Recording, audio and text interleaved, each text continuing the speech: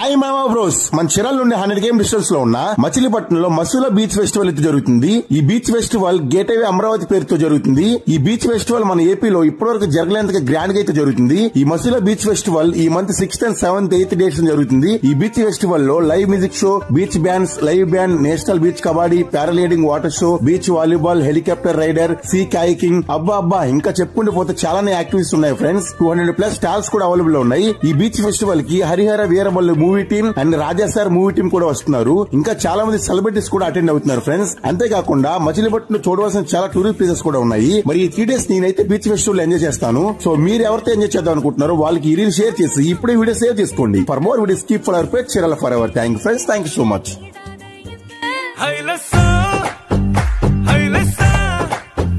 నీవైపే తెర చాపను